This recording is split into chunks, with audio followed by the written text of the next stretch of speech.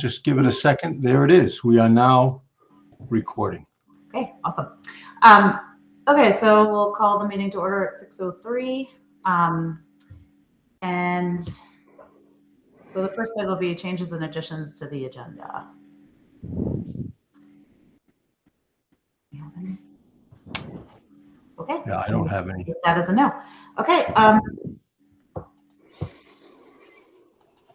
So then the approval of minutes of January 4th. David, who are these? Lori? Yeah, I think Lori did I think I scratched notes and then I gave them to Lori, and Okay. I think that's how it happened last time. Okay. Awesome. So I'll take a motion to approve the minutes of January 4th. So moved. Okay, that was Scott. And do we have a second? Second. Okay, Colleen, second. Okay. Okay, so we'll go into discussion. I had two comments on those minutes. One is Christine's name is mistyped under the FY23 budget. Got some extra eyes in it. Beth, do you want to just put those in whatever notes you're taking, Beth? Is that okay? Oh, I can write it down too. I just want to get them to Lori so she can clean them up. Yeah. And then the other thing that kind of bothered me because it didn't capture the conversation correctly was under the FY23 budget, discussion ensued about putting money in the budget for the ski program. Is this year the year to underwrite the program? And it was 50,000 plus or minus. I used to have stickies all over my desk, and I think once we approved the budget, I threw them away. I don't feel like that's totally the discussion that happened. We decided to fund it at 50%.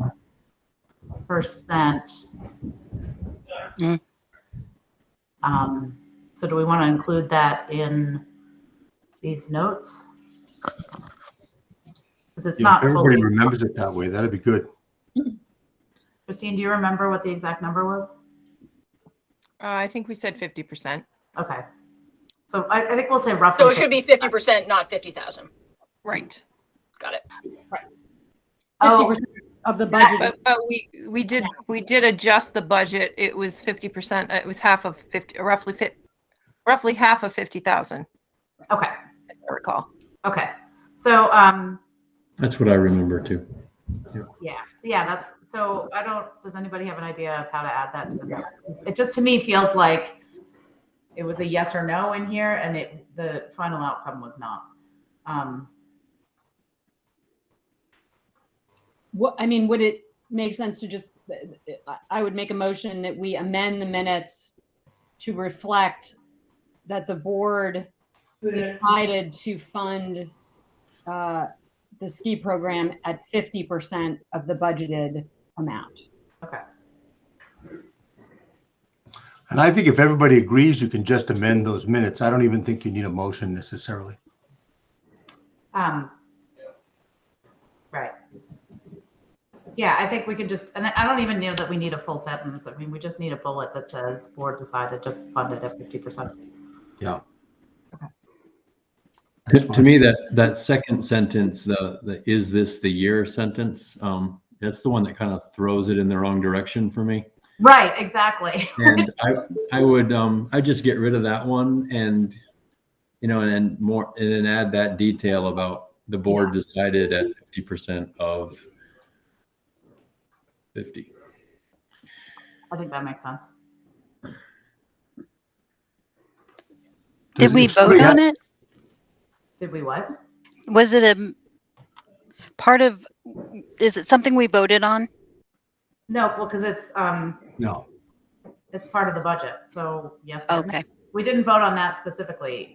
We voted I just wanted to on the overall budget. clarification. I just didn't like the way it read. It just I agree. it didn't capture the conversation. That's why I think you can just make that just change that. So I'll ask Lori to change it to, it was decided the ski program would be funded at 50%, which is approximately $25,000.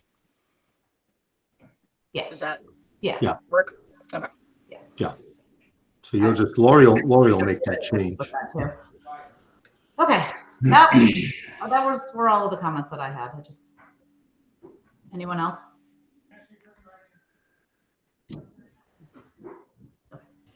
Okay, so is everybody ready to vote? Thumbs up.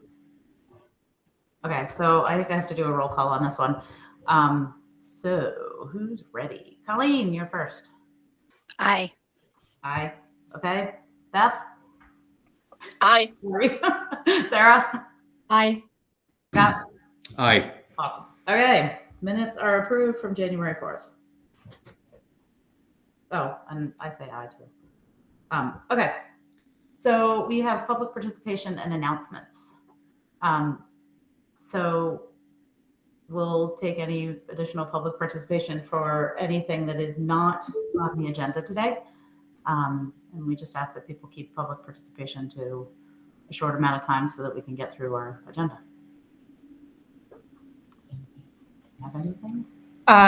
Yeah, I've sent a message, and I've also asked, what is the school board doing to protect my child who is currently out of school and has been a victim of harassment at Heartland Elementary. And I have not received a response from the school board, from Dr. Baker, or from the principal addressing very specific harassment and discrimination complaints. And I'm wondering what the school board's role is in protecting children in this district.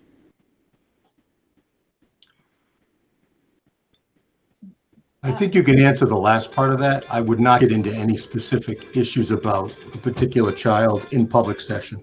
Yeah. But And if you want to ask the last part, if you want to answer the last part about that, about what your role is, so just for the record, I read the email about, that's why I was late signing on, because I just got the email. So I don't have a response crafted yet. But you have received other communication, right, Nikki, over the last 2 weeks that this has been going on, and I have yet to receive any official response. So let's just clarify that. You've received multiple official responses. There have been multiple meetings, and I've spent about 20 hours of the last 2 weeks on this topic. So I have this not is not received any ignored. official response, Nikki. I have not From the received school board, no, because the school board. I have not we're- received a single response from Dr. Baker or Christine Bourne. Today, I received an email from Christine Bourne that said that there'd be some change in giving me a waiver. There was no response to my emails about harassment and discrimination. I have received absolutely zero communication whatsoever from Dr. Baker, Christine Bourne, or this school board about very specific harassment and discrimination. It has been silent. So, So Kara, the board is meeting. Oh, yeah, go ahead, Sarah. I just want to let you know that I only received the email about 2 minutes before the meeting started. So That's really unfortunate, Sarah, because I've been communicating with Dr. Baker and Christine Bourne for almost 2 weeks now. And I've also been communicating with Nikki Buck and CCing her on all of the emails that have been going on. So I'm not quite sure why the rest of the school board hasn't been included in all of that. But lots of communication has happened from me to them and not reciprocated. So Kara, the board meets once a month, and we only discuss these things once a month during our meetings. I personally, My children haven't been in school since last week. right. Yep. I'm aware. Yep. So I think we can take this up in executive session. I don't think we want to talk about individual children in this moment. I'm only bringing this up publicly, Nikki, because privately when I send emails, nobody responds. And it's been 2 weeks now. And my only responses from David Baker are threats and dismissive. And Christine Bourne has 100% ignored this situation. So this is why I've had to post on listserv and social media and come to this public forum to talk about very private matters, because apparently that is the only way for things to happen in this district that are right. Because we have to shed some light on what's happening, because behind closed doors, folks are just really comfortable not doing what's right.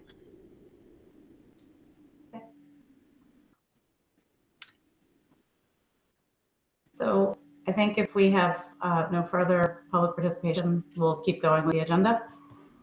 Super. So we'll go on to the principal's report.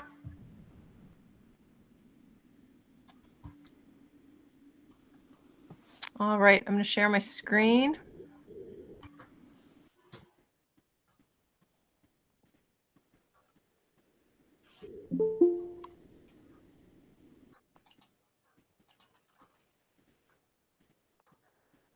Can you see my screen? Nope. Oh, Not yet. Is it coming? not yet. I can't see that you've done Okay. anything.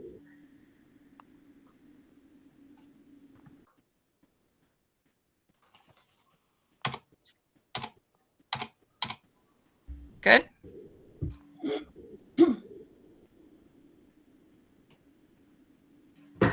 Yeah, now we got it. All right, great. Okay, tonight's report will not be long based on the other things we have on the agenda for the evening. Let me see if I can toggle back and forth. All right, so just an update on the month and what we've been working on at school.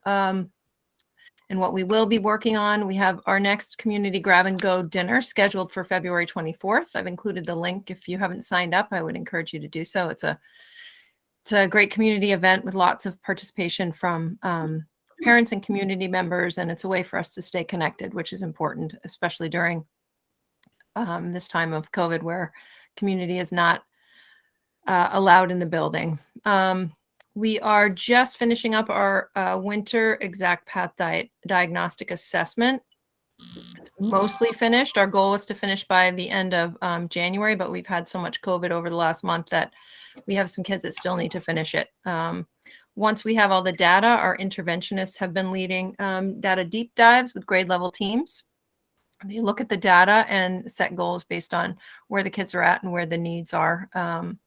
And so this is a practice that they've started, and they'll actually review the fall exact path data and the goal that they set, and see if they've met the goals, and then adjust the goals for the current data. We've started. We had a great month of January teaching all about being proactive. We had a lot of kids that were recognized for demonstrating that habit. And staff as well. This month, we're going to move on to the Leader in Me habit number 2, which is begin with the end in mind, which is about goal setting and visualizing kind of the end and how to get there. So those are the things that are going on currently and will happen this month. I have some good news on the hiring front. We were able to hire a BCBA, Elizabeth. I don't know how to pronounce her last name. She started last Monday with us, and we put her right to work. She's getting to know teachers and routines and kids, and she'll be doing some behavioral assessments as soon as she kind of is acclimated to the building and the kids. We were able to hire one special ed support staff member. His name is David Deschamps. He comes with experience, and he also started last Friday. He's been helping out all over the place currently, because we do have some needs in the building in terms of people out. So we're excited because hiring has been really challenging this year.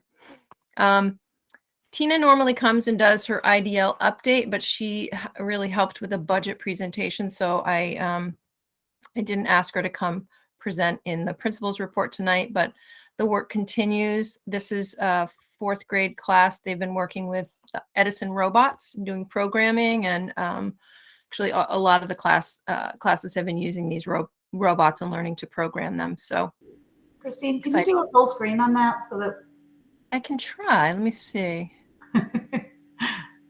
How's I made Is that it? better? Yeah. okay? I have like Yeah. there's a kids in the school.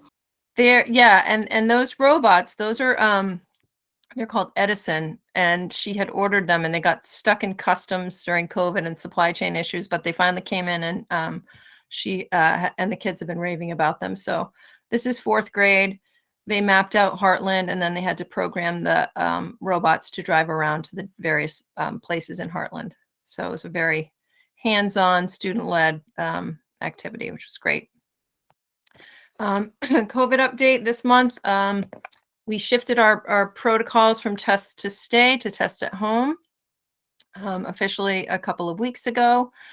We've had a number of cases this month, 44 cases to be exact, that have impacted school. And the community has been super supportive and understanding in the shift. We've been sending test kits home, and parents have been great about sending in results and following the processes that are in place. So it's a lot to get the tests out every day or on days when we have cases, which seems to be pretty consistent. This month we've had cases on most days and on the weekends. So we've made it work. We do have enough test kits, which was a concern. Lori has been great. Lori Brown at the central office has been great about getting us test kits. We're still contact tracing, which takes a little bit of time, but it's something we have to do. And we're following the return to play guidance that has come down from the VPA and the American Academy of Pediatrics and our local pediatricians. So that's the COVID update. I'm sure David may have a little bit more information in his report.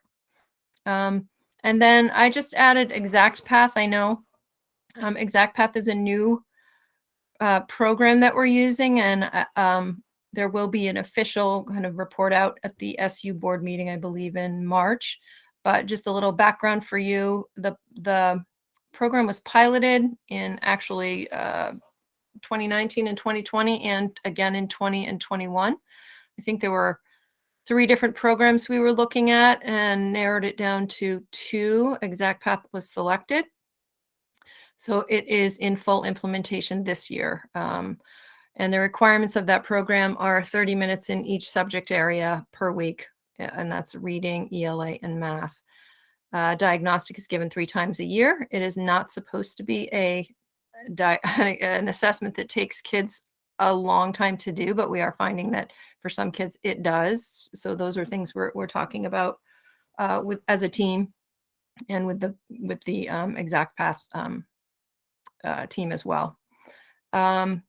The way that it works, students are given a learning path based on how they do on the diagnostic assessment, and teachers can also assign specific tasks in particular areas. I know there is a plan to put out a survey to staff. I know the curriculum, instruction, and assessment team will be putting out a survey to staff, and we'll be doing some student interviews to gather data on how it's going with ExactPath, which I believe Angie plans to report out in March. But if there are questions or comments or concerns, I'm happy to address what I can. Christine, do you know, have we already purchased ExactPath going forward? Like, is it a done deal, or do we have a chance to revisit? I think it's an annual contract, but I will rely on Angie, who is present, to answer that. If That is correct. That is correct. Thanks, Angie. It is one of the items we put as I don't think it's funded out of ESSER, but is something, the data is something we're relying on to see that we're making progress in terms of academics with students. I know we've adjusted when it's used, especially at the middle level, and adjusted the school schedule to provide time within the day for what we call what I need, which allows kids some time to work on it. That shift happened, I believe, at the end of last week. So it's just in the beginning stages. Is there anywhere that the school board members or parents or members of the community could go to just look to get a sense of kind of what it looks like, how kids interact with it. That's something that I just would be curious just to kind of see what it looks like. feels like, what it looks like, what the Yeah. Again, I'm going to ask Angie that one. Angie, do you know if there is, other than their website, a place for parents to get more information on what it looks like? It might be helpful if in March we did a demonstration, because we have not done a demonstration, which might be helpful. And I will put in the chat the link to Exact Path resources. They give you screenshots and that sort of thing, and some of the things that teachers would have available or that we would give to students about the program that might be helpful. Great. That sounds great. And as, for everyone else, I'd heard some grumblings about the amount of time it was taking, and kids kind of complaining a little bit about it feeling like busy work and not being aligned with what they were doing the rest of the day. And so just wanted to get a sense, but I know it's very much a new thing, and everyone is kind of figuring out how it works. And so, yeah, I'd love to learn a little bit more about it, and just kind of, I think that going forward, I know we may need to do things for the next couple of years to kind of make up for some of the COVID effects. But I guess the idea of kids sort of learning things of substance on computers for significant portions of the day is concerning. And so I'd love to just kind of stay on top of this and get some more information, and I'm curious what teachers and students have to say about it. Yes. And we definitely want to hear from them, especially the kids, how it is going for them. I've been trying to go in and see it in action, and I think it depends on how it's being used. I think there is a place for practice of skills they're not directly working on, and I think that happens. I also know that a teacher can assign a task related to what kids are working on, so it is somewhat based on how the teachers are implementing it as well. Thank you very much. Yeah, absolutely. So and you might have said this already, Christine, but aren't we going to go around to each school and try to get the students and get some feedback? Did you already say that? Maybe I missed it. I did. Yeah. Angie Okay. and her team, Brittany and Patty, are scheduling those meetings with teachers, so they come in and talk to the kids about it. Yeah. Feedback is going to be critical. Okay, I believe that is the end of my short report for tonight, so I'm going to stop sharing. Thanks, Christine. Yeah. Okay, David, you're up for the superintendent's report. And mine will be brief too. Let me just share my screen.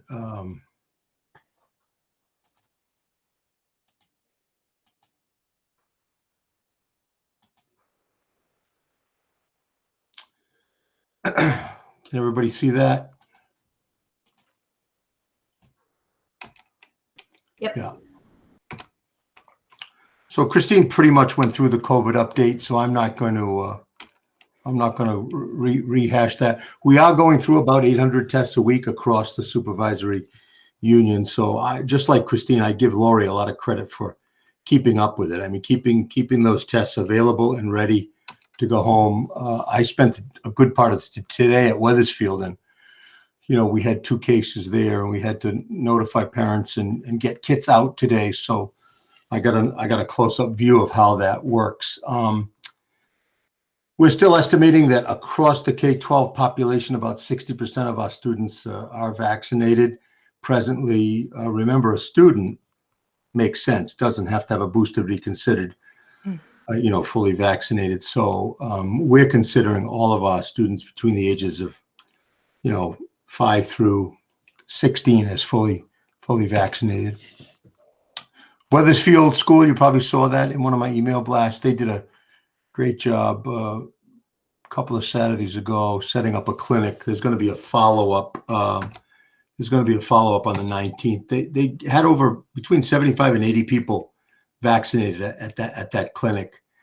And as Christine said, there's still that concern every day about the ability to staff a building on any particular day, just because of staff also either being close contacts or contracting COVID. Just some other general updates. All budgets are adopted and warned and posted in town halls and around towns. We're going to talk about the presentation tonight. Cold sub-degree temperatures are making the morning delay calls tough. We did one. I'm trying to avoid them as much as possible. It looks like we're going to have some interesting couple of days coming up here with weather, and the weather pattern just doesn't seem, it just seems right now, maybe it'll get a little clearer tomorrow, that it's not totally clear what's going to happen on Thursday and Friday. But at this time of year, what's really difficult, as many of you know, those back roads, especially the dirt roads, you know, the ice mixed with precipitation creates a lot of havoc. And 3 of our districts have probably 80% of their kids, or at least 70 probably percent bused. So we have to keep an eye on those buses too. You know, we talked about exact path. I won't go over that again. NAEP testing. You talked about that, Christine? No, I did not, but it's happening next week. So go ahead, David. Yeah. Oh, NAEP testing is happening next week, and that's the National Assessment of Elementary Progress. Is it 4th and 8th in your building? Yeah, it is. It'll Yeah. happen the 7th and the 8th next week. I will tell you, it's a lot of work for for staff and especially administration. There's a lot of clerical work that goes along with it. Unfortunately, we don't get any local data. I mean, the Agency of Education ties our title monies to this testing program, so we have to participate or we don't get title money, and so we participate.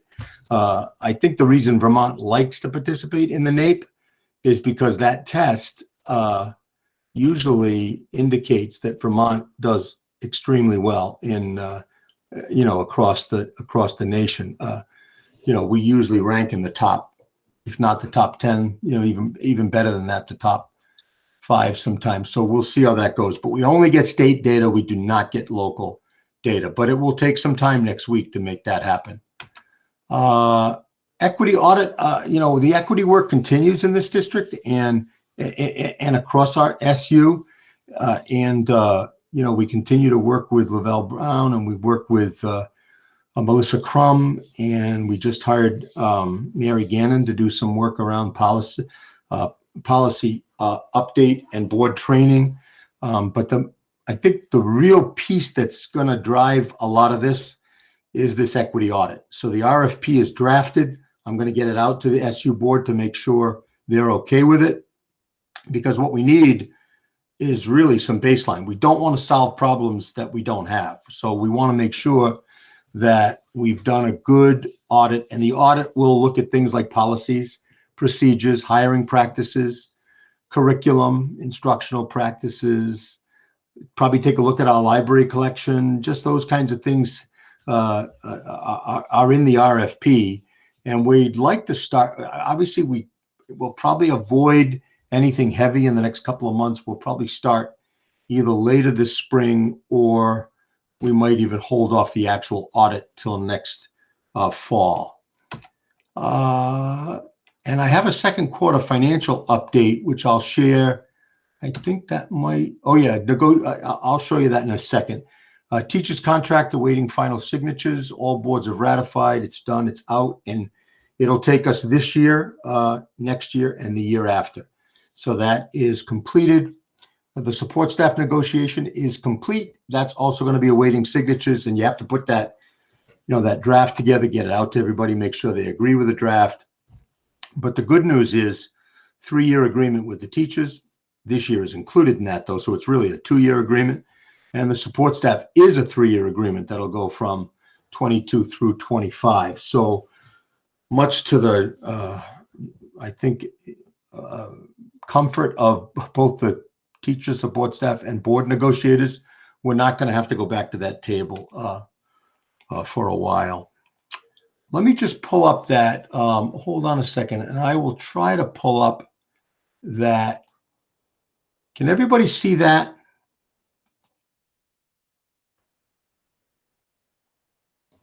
Can you all see Yes. that? Because I can't see you. Just We barely. can see it. Want me to make it bigger? I can make it bigger. Yes, right there. That's perfect. Okay. Too big? No? Okay. Yeah. So this is the second quarter financials for Heartland. Essentially, you can look at the revenue lines and see where we stand. Anticipating, if you look over here, 100% of the revenue to come in. Expenditures to date, total general fund expenditures, if you look down there, pretty much on track. Not many big overages or underages except for benefits, and most of those benefit changes are due to people changing plans, or we hired a fair number of new staff this summer, so they take the single plan or oftentimes the two-person plan. So that has saved a little bit of money. So anticipating right now, as of February, we're at about 97% on the expenditure side. So this is where it stands right now. Projected revenues, $9,035,003, and projected expenditures, $8,802,221. So right now, and again, we're still just halfway through the year, maybe a little more than halfway through the year. We're still projecting a surplus of $232,782. But you know how that works. That could either go up or down over the next couple of months. Any questions on that second quarter financial? Okay, and I'm going to stop presenting. And if there are any questions on that report, that's fine. If not, I know we've got a pretty busy agenda getting ready for town meeting. Okay. I'm not hearing any questions for David. So we'll go on to the town meeting discussion. Christine, do you want to pull it up, or do you? Yeah, I don't mind.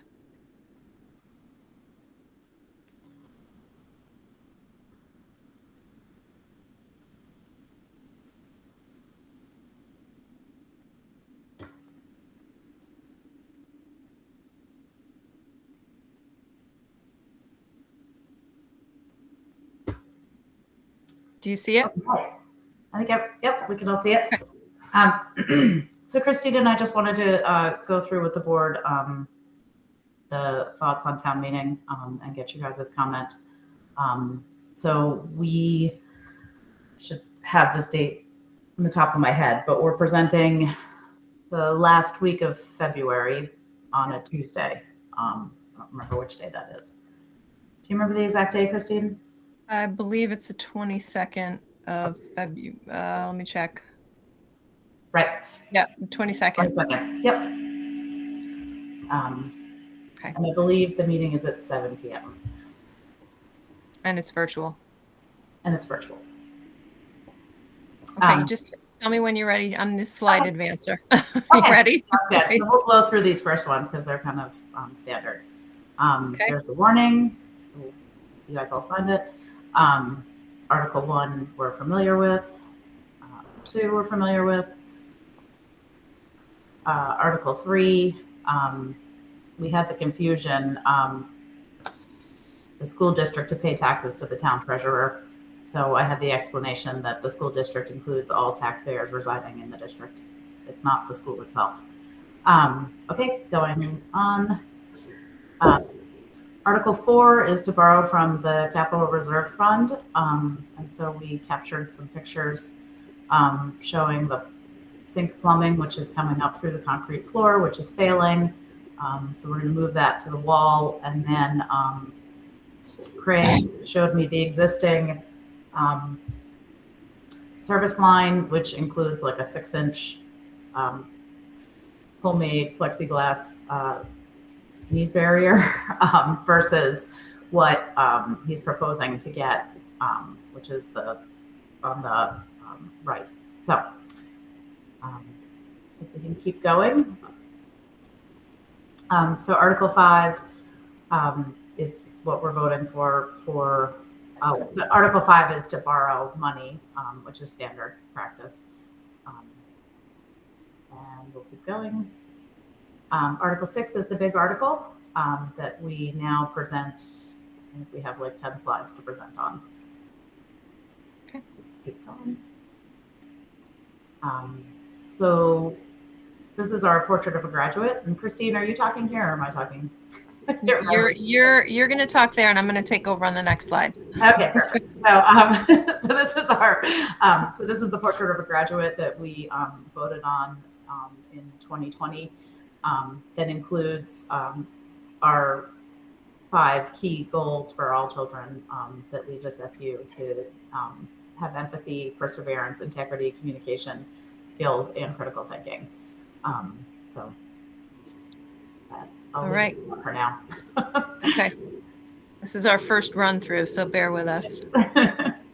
All right. So then it'll be my turn to talk about future of education and what we're doing at Heartland. So I shared this slide, this graphic last spring, and I shared it because it summed up the exciting and necessary transformation that is happening in education. I also shared our newly adopted strategic plan and the goals outlined in the plan. And one of the goals in the strategic plan really speaks to the transformation in education that we're moving toward. It is our goal of increasing student engagement, student success and engagement. And we're addressing it in many ways, but through a shift in our educational practices toward a more student-centered and student-driven approaches to teaching and learning. We know that the shift in education is critical if our students are going to thrive in the complex, rapidly changing world that we live in, that we all live in. We believe students must be able to apply content knowledge to solve real world problems, communicate effectively, and collaborate with others. They really must become self-determined learners, and that is one of our major goals this year. Under the direction of Tina Skehan, our librarian / STEAM / IDL coordinator, teachers have been working collaboratively on this goal of increasing student success and engagement. Teacher teams work together to plan interdisciplinary units of study that provide students with opportunities to be in the driver's seat when it comes to how and what they learn. And it's quite magical to see the transformation that happens when students are given voice and choice and ownership of their learning. And so we're going to show you a small snippet of what it looks like in the school. And Tina Skehan and some students helped with this video. Just make sure. I hope you.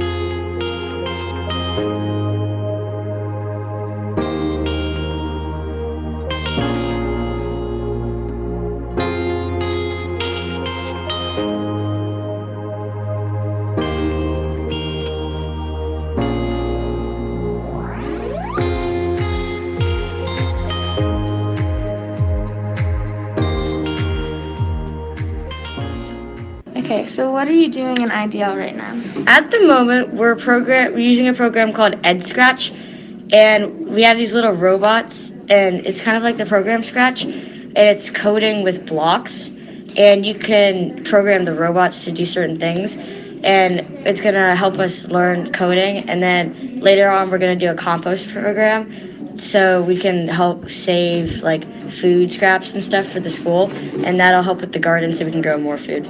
Okay, what's been your favorite part of IDL so far?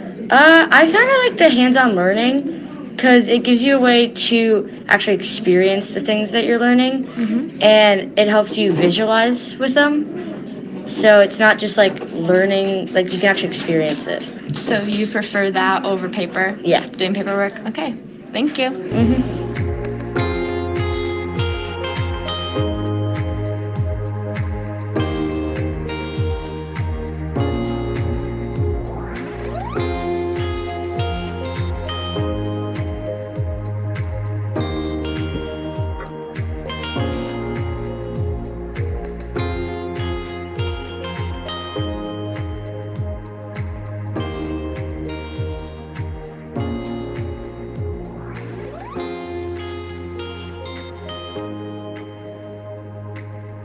What are you doing in IDL right now? Right now, we are using programs to make comic books about characters that we've made and making either comic books, memory cards, or a whole bunch of different things that we could make in ordering, like just a type of comic. What's your favorite part about IDL? I really like doing hands-on stuff more than computer, and it's just fun that we get a whole bunch of different options of stuff to do.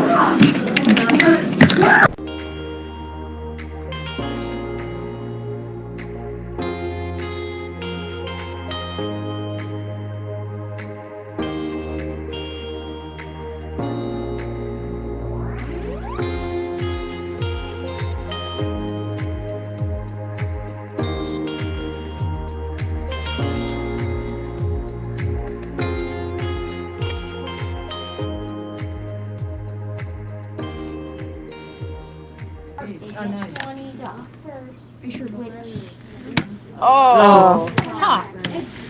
Maybe we'll have another Edison. He did it. There you go. All right, Andrew, now get this and bring it to the next one. Oh, God. No one is 50 hours is 5 days. Get it! Pick it up. Oh, you could pick it up. 48 hours and 2 days. Ooh. This is vertical down. Go up. It's up. No, it's not. It's up.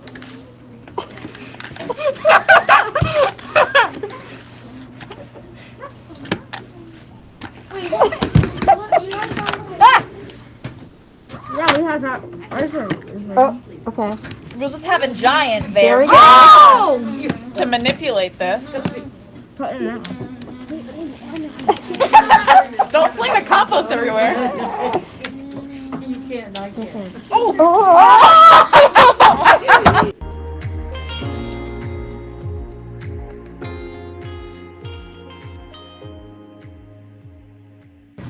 What was your favorite IDL project so far? When we made the map. My favorite project was when we made the map. Why was that your favorite? Because we got to make these little puddles and bushes and roads and stuff like that.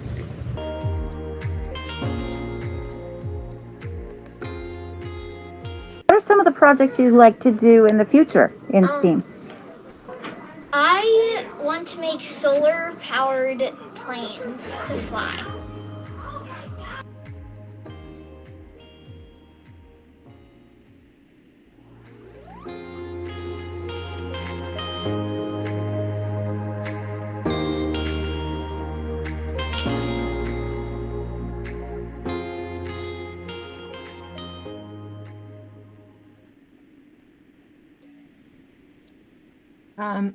So actually I'm going to go back. Where did it go? Well, I'll find that. Anyway, I hope the video gave you a sense of what we, and when I say we, I mean the students and the staff, are doing to address our goal of student success and engagement.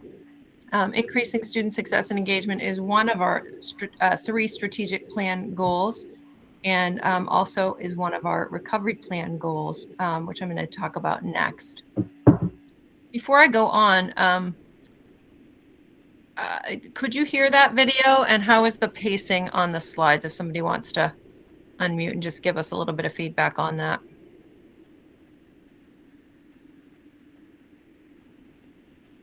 The sound was fine. Okay, you could hear it. Okay. Excellent. All right. The only suggestion I have is no acronyms. What's IDL? Make sure everyone knows that. Everybody knows that. Okay. And I don't know what just happened. The slide seems to have disappeared, but I'll find it. So in the spring of last year, we were tasked by the Agency of Education to create a recovery plan that would address the needs of our students brought on by the pandemic. We worked diligently with staff and teams to align the recovery plan, our recovery plan, with our newly adopted strategic plan, so that we could make efficient use of our resources to support our kids. We had the hope that the FY22 school year this year would be a year of recovery and a return to a more normal school year for our students and our staff. And although this year has been anything but normal, I'm happy to report that we have made significant progress on all three of our goals. I just shared some of the progress we've made on our student engagement, our student success and engagement goal, and the other two goals that we have identified are culture and student wellness and information and communication, and I'll give you a little update on those as well. So we know how very, very important it is to create partnerships with our school and the community and our parent group, and it's been really hard over the past 2 years not having our parents and community members in our school building. But we've worked really hard to keep people informed through and connected in a variety of ways. Some of those are our centralized weekly updates, our newsletters, and that's school newsletters and classroom newsletters, our social media, and our websites. A couple of other things that we've been focused on, the curriculum and instruction department. I think specifically Brittany, as the recovery coordinator, has worked on a data dashboard, which is linked to the curriculum website, and people can go and look at how we're doing in terms of academics and some of our social emotional tools that collect data on how kids are doing. A highlight is our community dinners, which I talked about a little bit earlier. We've continued those. We've transformed them so that we can still provide really pretty delicious, locally produced meals for community members. Anybody that signs up can come and get them, and we love having people drive up and just say hi and check in and get a great meal from the school. So those are some of the ways we've been working towards our communication and information goal. Our third major goal, and one of our most important goals in any year, but particularly during the recovery period of the pandemic, is creating a school culture where all students thrive, and ensuring that we meet the diverse needs of all our students. We do this through our multi-tiered system of supports, which is sometimes referred to as MTSS system. The mission of our MTSS system is to create a systemic approach to decision-making for excellence and equity within a culture of continuous improvement that focuses on successful outcomes for all students. And I'm going to break that down a little bit because that's a lot of verbiage, a lot of educational jargon. But some of the needs that are addressed through our multi-tiered system of supports include academic needs, social emotional needs, behavioral needs, mental health needs, food insecurity, physical health, attendance. All areas of student need are addressed through the system. And we meet the needs in a variety of ways and by using a variety of resources. So the question that drives our system, our MTSS system, is what does each student need to succeed? And I'll outline the process a little bit so you have a picture of what it looks like. So a teacher may be noticing that a student isn't getting something or is struggling in a particular area. They use data, observations, their own professional expertise, and they would bring this information to the pod level interventionist. And we have 4 pods in our school, and each pod has an interventionist assigned. That teacher would work with the interventionist to collect the data and assign this student a time to talk at the next MTSS Kid Talk meeting. And the team would meet, which includes the interventionist, the teacher teams, special educators sometimes, our SEIs, our social emotional interventionists at times, just depends on the needs of the student. And the team meets and they brainstorm and they come up with strategies that the teacher or the team can use to help address the needs the student has. Those could include anything from adjusting instructional practices to double dosing of particular content, to visual tools, to preferential seating in the classroom, to differentiated instruction. So it just really is tailored to the needs of the child. The teacher will implement the strategies for a period of time, and then the team will come back together to revisit how it's going. If it's going well, that's great. If it's not going well, the team will brainstorm again. Oftentimes parents are brought into the process so that they can lend their expertise on what's going on and what might help. Teacher will try some other strategies, some other resources may be put into place or used. And then the team meets again.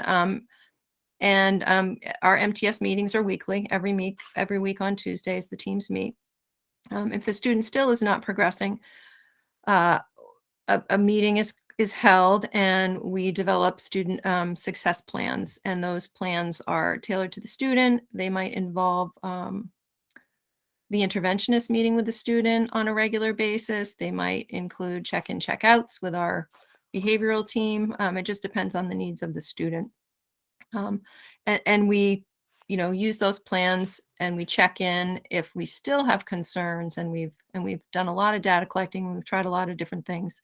Then the child may be referred to Child Find, which is kind of a first step in whether or not a formal evaluation is done on the particular student. So that's what it looks like in practice in our school, and actually within our SU. We've worked hard to align our systems across schools within the SU. This is our MTSS teams are broken down into really two teams, but they work together, work in conjunction with each other. This is our MTSS academic team. They are currently serving 110 students in our school, or 44% of our student population, individually or in small groups. And that number fluctuates, depending on the needs of the students. But that's our team, and they work hard at supporting teachers and students, collecting data, implementing strategies, and working with kids. The second team is we call our behavioral support team, our social emotional behavioral support team. Excuse me. And this team is made up of 2 school counselors, an HCRS clinician, 2 social emotional interventionists, our assistant principal, our We Are Hope coach, and our homeschool coordinator. And they're an amazing team. I will say the stress of the pandemic has caused many students to suffer from mental health issues related to anxiety, stress, and depression. It has also caused an increase in challenging behaviors in our school. Our team meets weekly to discuss students who need social and emotional or behavioral support. They create plans, apply resources, meet with families and other local agencies to ensure that the needs of these students are being addressed. The team as a whole works with all HES students at the universal level through social emotional learning classes taught by one of our school counselors, our advisory program at the middle school level, and in-class supports. They also work with students who need more on an individual and small group basis. And some of the data I have to share with you is from October to January of this year, our social emotional interventionists, and we have 2 of them, have provided roughly 250 proactive interactions, which look like check-in and check-out of a student or scheduled breaks. And that's 250 proactive interactions per month from October through January. And they were called roughly 200 times per month to respond to a student in need of support for de-escalation, regulation, or validation. So they are busy, and we are fortunate to have them helping.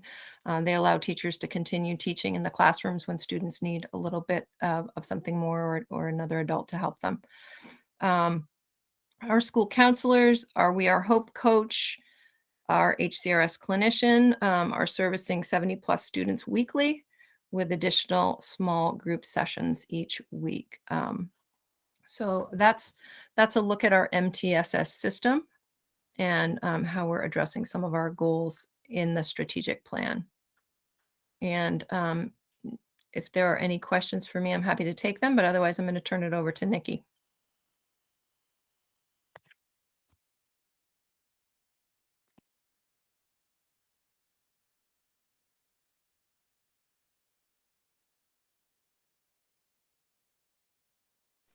We can't hear you, Nikki. Hey, maybe I should take myself off mute. I did a great job on mute. So we're looking at just an overview of everything that goes into the budget and the budget itself. So high school enrollment, student enrollment, high school enrollment, budget goals, changes from FY22 to 23, projections and rates, the supervisory union assessment and tax rates. You can go, Christine. Yep. Actually, go back a slide because I just looked over the notes that I have on this page. Just as part of the presentation, we just want to note that Heartland is essentially tied with Windsor and Norwich as the third most populous town in Windsor County, which was surprising to me when I heard that. We take care of between 450 to 460 3 to 18-year-olds in our community, and they represent about 14% of our town. And the last number that I had is that we have a poverty rate of 43% in our student population as measured by free and reduced applications. So, and I'm going to say, I think that poverty rate is a bit hidden in the town and that you don't see it unless you experience it.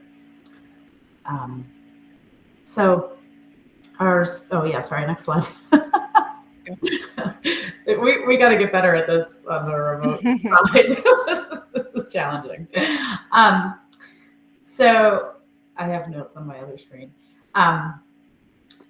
We've got approximately 26 kids coming into kindergarten for FY23. And Christine, we're still waiting on the PK number. Yeah, Linda was working on that, so we'll have that before the meeting. Okay. Yep. And then as a result of the pandemic, we lost 11 students to home study that did not return. And we assume we're still. You might be losing a couple more. As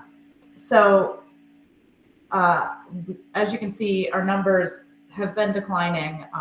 They're not declining precipitously, but we need to keep an eye on that and how we look at our funding and our budgeting going forward.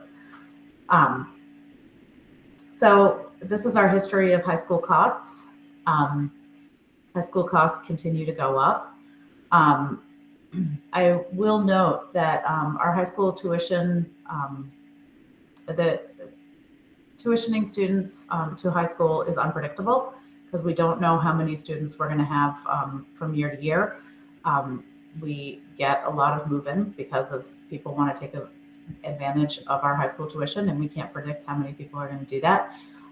But in this particular budget, based on our best predictions, our high school tuition costs account for a little over 30% of our budget, and they represent roughly 34% of our kids. So these numbers are high, but they are in line with the number of students that they represent. Next. Okay.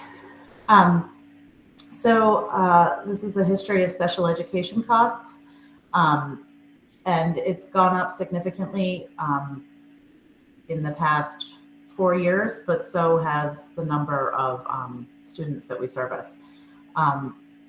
Approximately 23% of the student population in the supervisory union is in the special education system, and this is higher than the state or national average. David, do you know what the number is nationally?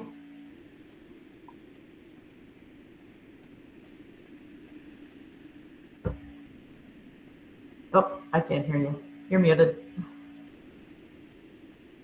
Yeah, I don't, Nikki, but we could find out. Yeah, I'm going to put a note in there.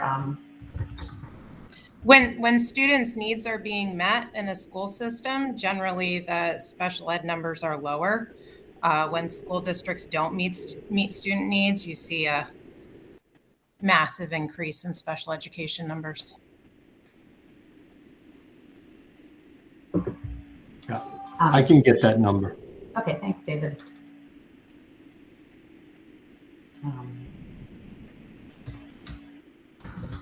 Sorry, I'm writing a note to myself. Okay. Next slide, Christine. So our goals in the we need to change this to the 23 budget. There we go. Yep. Okay. I just changed it. I don't know if it's going to Okay. appear on your screen. So the goals for the budget are to maintain a staffing plan and program studies which support the whole child emotionally, intellectually, socially, and physically, to meet the Vermont state education standards, and to retain the trust of voters by bringing forth a responsible budget. So thanks, Christine. Go. Go. But no, you're good. That's all right. Good. Okay. Perfect timing. So we just want to look at how Heartland is meeting the state education quality standards. For K3, you're looking to have less than 20 students per teacher. Right now we have a minimum of 12 and a maximum of 14. This is intentional in the recovery to increase the teacher to student ratio. In 4 through 8, the goal is less than 25 students. Our 4 through 8 classes are a little larger with a minimum of 15 and a maximum of 18. And then all core teachers, and this really applies to our middle school, all core subject teachers are teaching less than 100 students total. And right now we have 4 core subject teachers in our middle school grades 7 through 8, and they service approximately 64 students each. Curriculum requirements are to have PE twice a week, and we have 2 PE teachers that also teach health. For approximately 300 students, you're supposed to have a full-time library media specialist, and we do have a library media specialist that also specializes in STEAM. I'll go next slide. We teach global citizenship through our Spanish program, with 1 teacher serving K5 and 152 students, and then 6-8 serving 91 students. Our artistic expression goals are met through 2 music teachers teaching instruments, choral, music theory, and drama, and together they serve 243 students, and we have an art teacher that also serves 243 students. For behavioral supports, Christine mentioned some of that in the MTSS discussion, but we have 1 assistant principal that primarily focuses on behaviors. We have 2 social emotional interventionists, and then we also contract with HCRS, We Are Hope, and we have a BCBA on board as well. BCBA is a Board certified behavior analyst. Thank you. Yeah, you're welcome. I got the certified behavioral analyst, but I couldn't remember what the first B was. Okay. Screen's going haywire. Okay. We also have sorry, my screen is turning bright pink. Because my computer is not. So we have the state recommends 1 guidance counselor per 300 students. We have 2 guidance counselors that also teach social emotional learning, and they provide group and individual counseling. And we have found that we definitely need to have 2 counselors that better services our student population. Go forward, Christine. So Christine presented on our multi-tiered systems of supports, and I wanted to kind of show how the multi-tiered systems of support show up in our budget. So for our academic MTSS, we are adding a 0.5 full-time equivalent interventionist, and that was specifically to service the incoming 5th and 6th grades. And then we're also increasing the music positions to a full 2-person full-time equivalent, which means a 0.4 increase from what we have right now. And this is to provide equity. Right now, not all students have the ability to to learn instruments and to be exposed to all aspects of music. And by increasing, we're hoping that we can increase that access and that provide better equity. For MTSS, social and emotional and behavioral services, we're going to maintain the existing services that we have right now. We're trying to address food insecurity by updating the serving line, which will improve food quality for all. For physical health, we are proposing to fund winter activities for all. And this is an equity thing. In one of our previous board meetings, one of the board members mentioned that when she was growing up, skiing was for rich people and therefore they couldn't ski. And that has been something that's bothered the board for years. That particular comment really hit it home for me.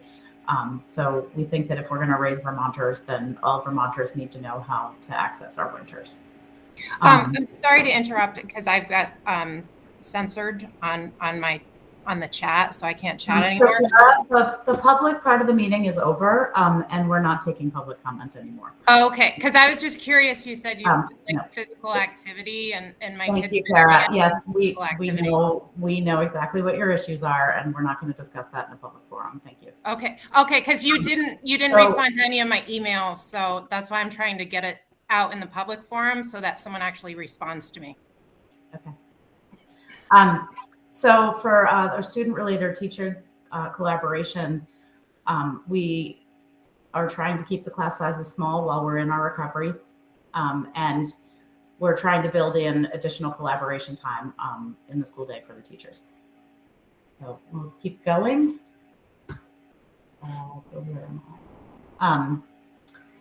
So this just kind of bullets out some of the things I discussed. We're increasing the music position by 0.4. We had a 5%, a little over 5% increase in our healthcare costs. Staff wages went up based on increase in the workday to align with the SU and with negotiations. We've included the change to special education costs. High school students are a fixed tuition cost, and we try to estimate the number of students that are going to high school and where they're going. We're adding a 0.5 full-time equivalent intervention position to address some reading and math deficiencies in our 5-6 grades. And we're looking to provide locally funded winter activities for all students. Can we stay on that slide just for a minute? Are you thinking we're going to need numbers next to those, Nikki, or no? No. No, okay. Unless you think we do. That's why we're presenting, to make sure that you guys think it's good. Well, I would leave it up to the board what they think, but I mean, we don't have any, I don't think it's necessary, but it's really up to the board if you think we need to put, because we could cost all of that out. It might be good just to have it on I paid hand. my kid if to people go to have that Suicide question. 6, but then you called the rec department and told them to ban them. So Kara, I'm trying to make a comment right now. Yeah, Kara, this is a board meeting. This is not yours. I would say I would have those numbers like in our pocket, so we can certainly answer that. So it doesn't have to be something getting back. So it ends up being, in the public record. So we have those if we need them. Sounds good. Isn't there a discussion of the numbers that are on another slide? Well, there's the gross, the large numbers, and Right. they show the breakout of where the increases were by line item, but not these. I mean, these are all folded into much broader line items. Yeah. So maybe it's about maybe putting the slides in the right or in an order. You might get people thinking about it, but with this general slide, and then, or if you could toggle back and forth between that section that you were just talking about, Nikki, and then. Okay. Well, the I next think- slide is the proposed budget. Yeah. Okay. So I don't know. Okay. So there's the fine print disclaimer. Anyways, I agree with David that the slide you had without the numbers is fine. Okay. Okay. And I'm just putting a note in there for Christine and I to add the numbers in the lower text so that we can find them easily. Do you want me to go back to this one, Nikki? We didn't really read it, but it doesn't No, change. that's the fine print that I haven't changed in years. Okay. Okay. So this is the proposed budget. As you can see, wages are a large portion of our budget, approximately a quarter of it. Benefits also cover a good amount. The SU assessment, which includes special education, covers a little less than 30% of our budget. And like I said before, tuition to our high schools also accounts for about 30% of our budget. And Christine, that number is different from when I did the. Yeah, Ed just updated this today, Yeah. Nikki. Yeah, So- that's fine. I'm just gonna go back since the number changed and make sure that I Yep. have it right elsewhere in the presentation. Okay, so and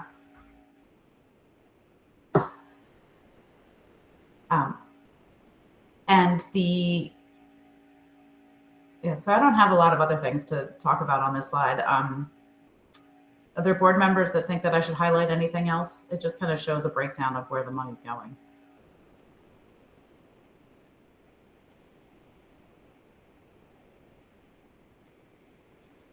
There's something fishy with the numbers there, unless I look at the percent of budget for both assessment and tuition, and it's identical, but the numbers ahead of the numbers ahead of it to the left are not identical. That explains why my tuition number is probably. Yeah. We'll check with Ed on that one, Scott. Thank Good, you. good noticing. Yep. Okay, so I'm going back to my 30. I think it's 30.8. But we'll check with Ed. Do we have another slide that shows like how the assessments break out? I think it's the next slide. Oh, yeah, This the one? next slide. Yeah. Yeah. Okay. That's what, just because that seemed to like stand out to me as the biggest kind of number change. It is. Okay. Just want to address that. Yeah. You want me to go back, Nikki? Are you done with this one? No, I don't. Okay. Yeah, I don't need to go back. So we had an increase in, this are the assessments from at the SE level. We had an increase in the business office, and that's due to adding a position. And that's because so much more work is coming out of the supervisory union that we need to staff the supervisory union appropriately. The special education costs increased by 7%. The early childhood program increased by 6.5%. And that's because we have more students entering, correct? Yeah, so that's just a direct correlation to how many students are using the service. The food service budget has decreased, and that's a result of the way that we allocated the assessment within the supervisory union. So the supervisory union total budget is up 7%, and those are the numbers reflected that I just presented. Okay, next slide. So how does this impact the actual tax rate? At this point, this is our worst case estimate from the state. We do not actually know what the tax rate will be when the legislature finally sets the numbers. But right now we're estimating that it'll be a 4.6 cent increase over last year, which means that for a housing value of $100,000, it will increase by $46. And you can read the rest of the numbers. So that's it. The next one is questions and comments. Does the board have any questions, concerns, things that you think I should hit? Things that we didn't hit?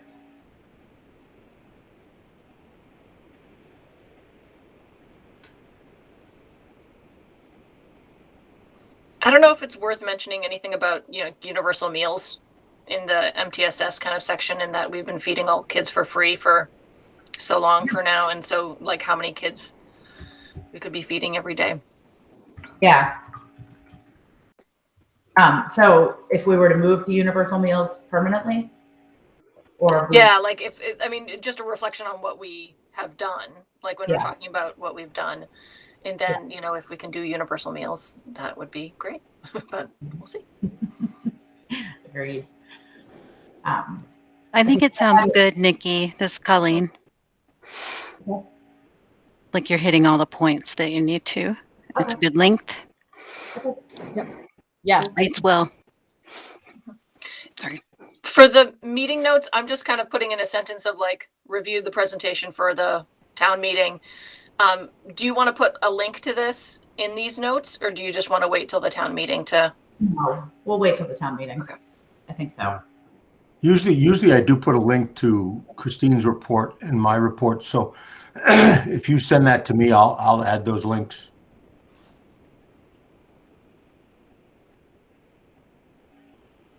So speaking of links, it'll be the town that will communicate the meeting hookup for February 22nd. No, that should be us. That's us, yeah, and it's part of the warning. And as a matter of fact, I think, Okay. I think I've already started to include it in, some of those community e-blasts. I think maybe it would be good to get it on the listserv at some point, but it's a Google Meet. We established it. It's a Google Meet link. And yeah, so the town won't have anything to do with that link. And David, have you coordinated? I see with CATV on here. Have you coordinated with CATV to be? No, but we will. Okay. Yeah, we will. I think we should get on that. David, should I look for that? Should any board members look for that in their calendar? I don't see it yet. Is it going to be that kind of a Yeah, we system? might do that too. Yeah, let me see. It should be there, but let me just take a quick look. What's the date? Feb 22. Feb 22. Yeah. It's there. I just don't think I've invited the board yet. Okay, and it's at 7 p.m. Yeah. And then of course it's a public link, so.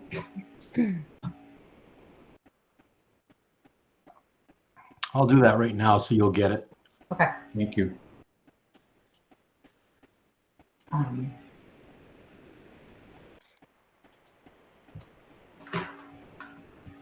Okay, so is there any further things we need to discuss on the budget presentation?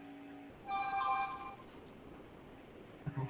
I'm gonna bring this up now, even though it's kind of part of setting the next meeting agenda.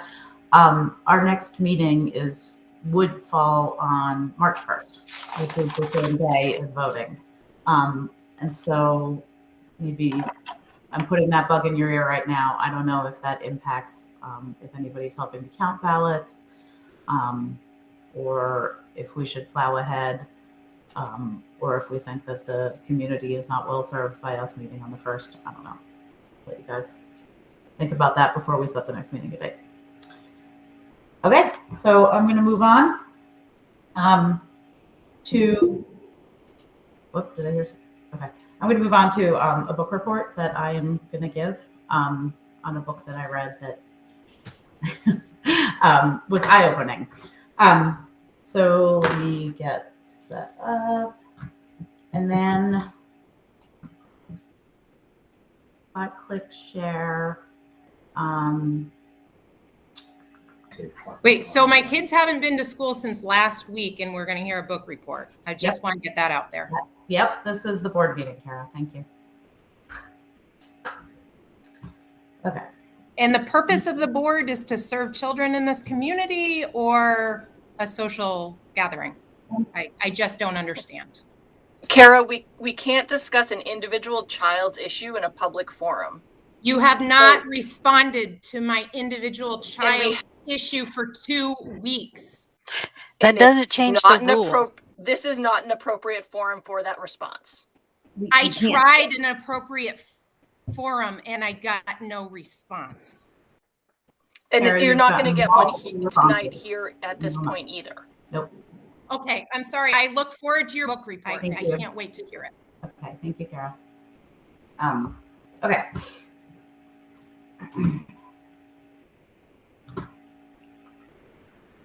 Okay, let me figure out. Hold on, technical. 25. Okay. So I can't see you guys now. Can you guys see me? And can you see my screen? Yes, looks good. Okay. Awesome. Thank you. Yep. Okay. And does it look like a normal presentation? Or does it have my notes in it too? No, it looks. You're good to No go. notes. It looks good. Okay, great. I've never done this on a Google Meet. So, okay. So the book that I read is called Nowhere to Hide, and it's by Jerome Schultz. And this was recommended to me because I'm a mom of a child that's ADHD and dyslexic. And I myself am ADHD and dyslexic. And so I have had my own school experiences, and I have dealt with my daughter's school experiences as well. So I chose to give this book report because being dyslexic, I've read very few books about parenting. And being ADHD, I tend to fly by the seat of my pants on the parenting front. So this book was recommended me years ago. I never got around to reading it, as I just described. And then it was recommended to me again this fall, and I finally read it. It spoke to me in a way that very few other books have. It highlighted some of the struggles that I had in school personally, and many of the descriptions of the children in the book could easily be my child. My child is terrified of school, has always been terrified of school. And just to kind of highlight the level of terror that she's had during one period of time, we actually had to childproof the car doors because she was trying to jump out of a moving car on the way to school. So it's that level of terror. A little bit more about my experience in school. I wasn't diagnosed with dyslexia until I was a junior in high school. Prior to that revelation, I was labeled lazy and immature by our teachers, or by my teachers. And I was so traumatized by the experience of reading out loud in school that I refused to read out loud in front of anyone, including my husband, until I started reading to our kids as infants. And just for people that know me and know me in the school, the first time that I read out loud in public since the age of 16 was when I did the Four Winds puppet shows a couple years ago. That was a huge step for me, and it helped me overcome a lot of my fears of reading. And then I also want to highlight, I had an interesting interaction with a community member about a year ago when we were in the height of trying to figure out what was going on with COVID, and he had some questions, and I had directed him and said, you really should talk to the principal. She'll be able to answer a lot of these questions a lot more directly than I will. And he said, no way. And I thought, well, why won't you reach out to the principal? And he's terrified of principals. He is in his late 70s, has been out of school for 50 plus years, and he was too afraid to call Christine and have a conversation with her because she was a principal. And so he told me about his school experience, and he is also one of the kids that I'm talking about today. So we'll get started. So the outline of the book and this presentation is I'm going to start with a story of two different kids. We'll talk about brain science and the effect of stress on the brain. We'll talk about saving face, which is an acronym. We'll talk about how to de-stress the kids' environment. The book provides some stress tests so you can kind of get a quick look at which kids might be under stress. The book also provides some guidance on the hybrid teacher, which kind of looks like a perfect person that doesn't exist in reality, but I think the guidance is still worth presenting. And then I have some thoughts myself moving forward. So we'll get started. So this is a tale of two kids at school. So one example is a student, Eli. Eli's always been successful in math. For Eli, math is like solving mysteries. The new mysteries are fun because he's been successful before. And he knows what to do, and he knows how to ask for help. And he's in control of his schooling situation. We have another kid named Caesar. Caesar is a 5th grader with ADHD and a learning disability. He hates absolutely everything about school. Most days he's observed joking around, going frequently to the bathroom, to the nurse's office, throwing paper in class, being distracting. Caesar's smart, but he hasn't ever been successful in school. Schoolwork that's easy for his classmates is nearly impossible for him. Caesar and his mom often get into big fights when they're trying to get his homework done, and both of them frequently end up in tears. So we're going to come back to Caesar, but to give a glimpse of Caesar's experience, when a teacher asks the students to get out their homework, we see Caesar slump down in his chair and he puts his head down and he starts to shut down. So now we're going to talk about the brain. So there are kind of three primary locations that stress impacts on the brain. The prefrontal cortex is responsible for, is critical for carrying out a specific set of skills called executive functions. And those include working memory, cognitive flexibility, inhibition control, and complex problem solving and planning. And then there's the amygdala, and that reacts to stress and emotional arousal. The amygdala facilitates emotional reactions, including responding to stress, fear, and danger, and it cues the body's fight, flight, or freeze responses. The amygdala also plays an important role in modulating emotional memories. And then the hippocampus is the part of the brain that's responsible for housing our learning and our memories. And these slides, just for point, were taken from a different website that's called Stress in the Brain and Turnaround for Children. I chose these because I'm a visual person and the book was all words. So just take a look at how stress affects the brain. A little bit of positive stress, you might get an increased heart rate for a biometric marker. A little bit of stress helps us be focused and energized, and it helps build a healthy response to cope with stress in the future. A tolerable amount of stress is a little bit more serious, but it's temporary in its physical response. Experience has the potential to negatively impact development, but support from trusting relationships helps limit the long-term impacts of that stress. A toxic stress is an intense, frequent, with a PR, chronic stress activation of the stress response system. It's typically people don't have access to protective relationships in a toxic stress environment. And in a child, it can change the way the child's brain and body develop. So then looking at toxic stress and its effect on the brain, in a toxic stress environment, the amygdala becomes hyperreactive, and kids become extremely sensitive to particular triggers. The prefrontal cortex, the connections decrease, resulting in impulsivity, impaired planning, reduced reasoning, inflexibility, and a reduced working memory. And that causes difficulty regulating thoughts, emotions, and behaviors. The hippocampus, the stress causes an impairment which damages the ability to create, store, and retrieve memories. And these are structural changes that occur when a child is under continuous toxic stress. So it's not just the emotional things that you see in a classroom. It's also physical changes within a child's brain.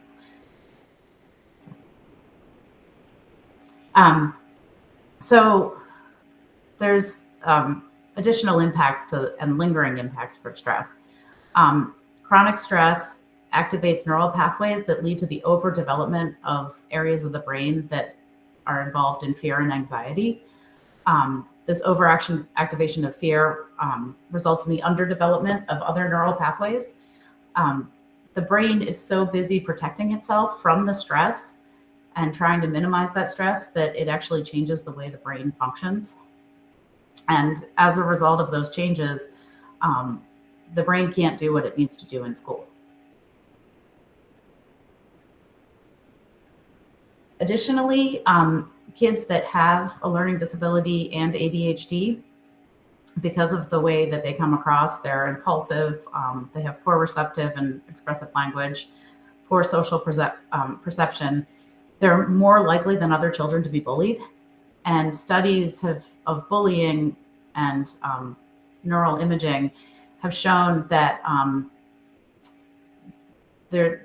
the neural transmissions affect learning, memory, and emotional reactivity. And it's also important to note that bullying tends to be an intentional act, and it is defined as an intentional act, but sometimes unintentional, because these children are under such stress, unintentional acts can feel like bullying to those children. Even when teachers and other professionals try to get these kids to move forward, the memory of their previous traumatic events lingers on, which limits the efforts of these students to reach a higher level of competence. So I'm going to go back to the student Caesar because I think it's really important to kind of see. I felt like this part of the book was important, and so I'm going to read some portions of the book. So remembering his struggle with his mom the night before, Caesar is slumped down in his chair, wishing he could slip quietly under his desk. He's not reaching for his homework. He's not hearing the words of his teacher. He's having a Charlie Brown moment, hearing only a muted series of noises coming from inside his head. Waka, waka, waka, waka. Caesar feels a compelling need to tell someone about how he feels, but he can't find the words to do it. Even if he could, he'd be too frightened of the consequences. He might incur the anger or frustration of his teacher, and he's likely to be on the receiving end of whispers, snickering, or outright laughter of his classmates. He's been down this road before, so he sits quietly, but his body's on full alert. His nervous system is under siege, but you have to know what to look for. If we zoom in the camera and the microphone on Caesar, we noticed his increased heart rate, tense muscles, sweaty palms, and shallow breathing. We might also notice his eyes darting back and forth, scanning the landscape for danger, or looking down at the desktop to avoid a face-to-face confrontation. Caesar's heart rate and blood pressure are up. Breathing is shallow. The blood is flowing to his legs. No blood is flowing to his stomach. Who needs to waste time digesting food now? His pupils are wide to see the danger more clearly. His muscles are tense, and he's ready to sprint. So I go back and look at that picture because I've seen my child in this mode more times than I can even imagine. So what the author describes this situation as saving face. And so kids that don't want to be faced with tasks that they can't do, they're afraid of those tasks. They're afraid of being asked of something that they know that they're going to fail. So that moves to avoidance. So they try to avoid those tasks, which might mean trips to the nurse, minor getting in trouble so that they can get removed from the room, or even just putting their head down on the desk so that they can get away from it. This process is all part of being stressed. And eventually, when the stress doesn't go away and they can't get control of that stress, then they're scared and they might employ maladaptive behaviors to express, to protect their self-image. These kids want to do anything they can to not be proven that they're a failure again.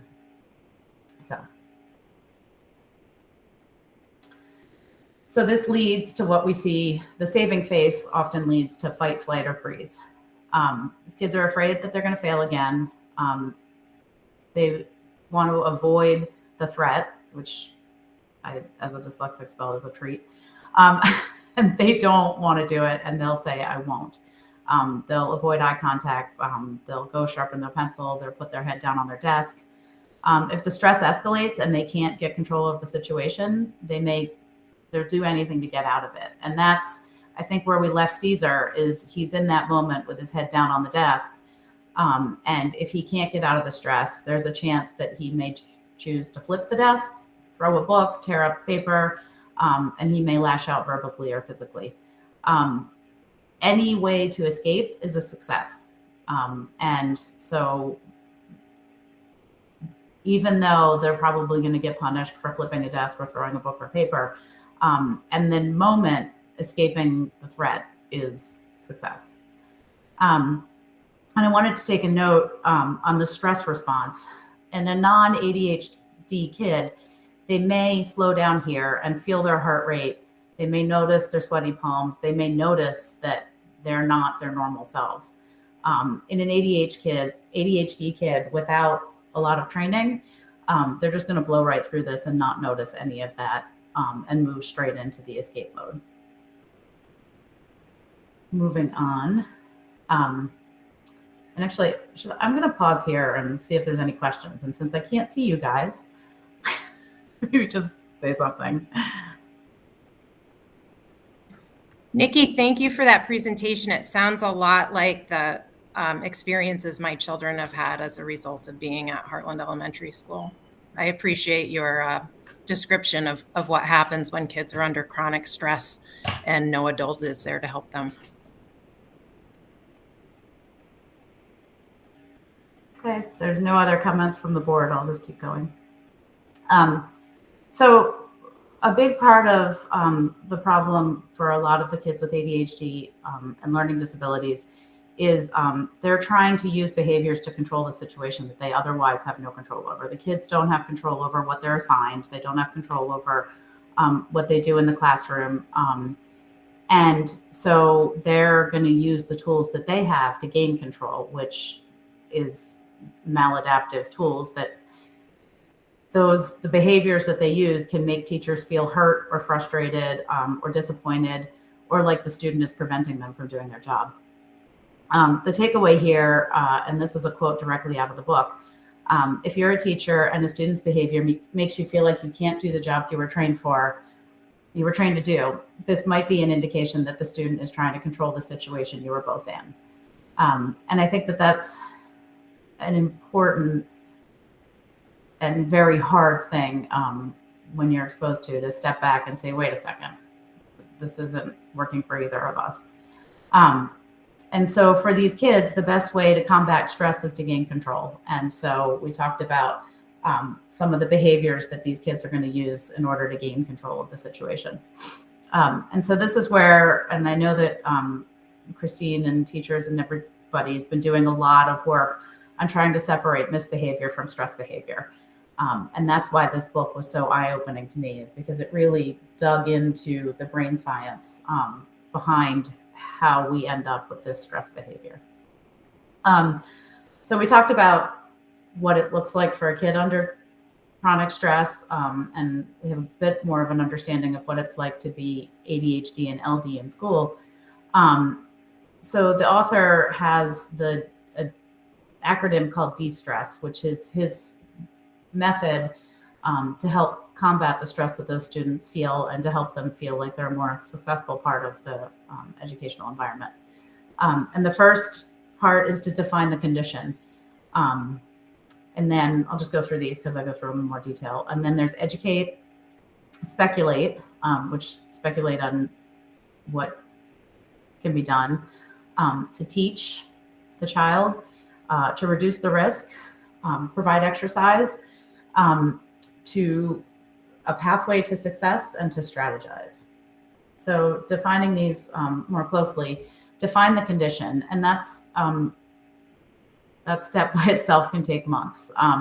So make sure that there's consensus on what the child's challenges are, whether it's dysgraphia or dyslexia or ADHD, just getting an understanding of what the barriers are to learning for that child. Educate the child on what their barriers to learning are specifically for them, because only an informed child can be a self-advocate. The next step, and those two steps right there are a long period of time. The next step is to speculate, to think about what the child's strengths and assets are and what challenges they're going to face. And so by thinking ahead, what's getting in the way of the success and what can we do to minimize the disappointments and failures that that child feels. Then we need to teach the child strategies that will meet their specific needs and maximize their success. And this is giving the students the tools to take control. And in that, by giving the student those tools, they're able to convey to others what tools they need. Then we need to change the reduce the risk in the learning environment. So create a learning environment that focuses on success for that child specifically, and that minimizes the risk of failure. And so this may be small classes, individualized attention and support, providing time and space to reinforce learning, decreasing the distractions that that child faces. And I know like one of the frustrations that our family has constantly run up against is right now our math program is reading based, and that's an enormous challenge for a child that has reading difficulties. Kids need exercise, and so we need to provide physical activity to reduce the stress. And we need to collect evidence and provide that evidence to the child so that as they grow up, they can see, oh, if I'm active, then that'll help me feel less stress. These kids need to feel success. And I think that this is one of the hardest parts of the de-stress model to build, is that when these kids are facing failure, multiple times an hour on some days, we need to find a way that they can experience success more often than failure. And so we need to make sure that the fear, frustration, and failure are overshadowed by those successes. We need to help the child get confidence and control, and learn that they can be a competent member of the classroom. And we have to find a way to help the child internalize the mantra, control through competence. So we really need to teach these kids that they're in control of their own learning. And then we need to strategize and to learn, this is kind of pointed at the parent, but to learn what you and the child, to use what you and the child have learned in order to achieve success and move forward. So finding additional opportunities that confirm confidence in a stress-reducing sense of control. And then parents and teachers should make learning from errors part of the plan, so the child is able to move from strength to strength. And I'll be honest, I first found the de-stress model, 4 years ago, and still, and I'm going back, and we're still really struggling on finding success. If you were to ask my child how big, we talked about a success bucket, how big her success bucket was, and it was about 1/8 of a teaspoon. And so that is really hindering her ability to try new things and to feel in control of her environment. So all of these things are really challenging. And when you've got a kid that's misbehaving in class, it's really hard to figure out whether it's stress behavior or misbehavior. And I'm a parent and not a teacher. And I will tell you that it took me about 4 years of getting misbehavior reports and emails to finally recognize what looked like stress behavior in my own child. So I'm hoping that by presenting this today, that I shortened that time period for other people. So some of the stress tests is if you see a student who's refusing to do the work, either passively or aggressively, that is devaluing the task by saying, this is too easy, this is too stupid, where they may be acting up or acting out to direct attention away from the task, like a kid that may choose to throw a paper towel or break a pencil or do anything to get away from doing the challenging task. Kids that act sad or become withdrawn and start to shut down. If you're close enough to the kid to see that they're trembling or have sweaty palms, that their pupils are dilated, their difficulty breathing, that would be a good sign. Kids that become engrossed in a task they are successful in, or one that's fun, and they refuse to stop doing it. And that would be writing a story, doing a drawing. Hopefully we don't have video games happening in school, but just difficulty getting the student to stop doing what they're doing. And then one of the things that's most frustrating, I think, for both teachers and for me as a parent, is that efforts to encourage a kid are met with more resistance. And this to me is one of the biggest challenge, is that you see your child can do something successfully, and they finally reached that milestone where they can do it successfully, but they can only remember all of the previous failures. So you know that they can do it. You know that they have the whole skill set to do it, but they are absolutely not going to try it. And I think that this is the most challenging part for me as a parent, and that's what leads to the most fights and leads to the most tears. Another stress test is asking an adult to stay close. So being really, really clingy with one adult in the building. So I'm going to try and move fast now, but I think that this presentation of the hybrid teacher. So the hybrid teacher is a list of teacher traits that the author presents as a way to build bridges between curriculum and all kids, especially those with learning disabilities and ADHD. I'm going to go with the author's note that says the hybrid teacher is always a twin or has been cloned, so that one of them can sleep, eat, and do research on the best teaching practices and go to the toilet while the other clone teaches. I think when you read the list of the hybrid teacher, it definitely looks impossible. And on a personal note, because I'm not an educator and I'm a parent, I'm nervous to present these traits because no human can actually accomplish all of them. On top of that, we're in the middle of a pandemic, which makes this list laughable. But I think it's a good list that we can, that people can look at to provide ideas, or if they're frustrated with a particular student interaction, they may be able to look back and reflect on this list and see if there might be ways that they can meet the challenge. So here's the list of the hybrid teacher. The hybrid teacher understands the relationships between emotion and cognition. So that's the discussion of the brain that we had earlier. Knows that students learn in different ways, focuses on the learner first and the curriculum and testing. I added in testing second. Demonstrates the ability to expose students to a variety of stimuli, knowing that some students learn through art or music or through physical activity. Is guided and energized in finding out what facilitates effective learning and what gets in the way. The hybrid teacher praises the process that students use more often than the product itself. Understands that it's not about having kids work harder, but rather having those kids work smarter. Knows that it's important to separate skill instruction from content acquisition.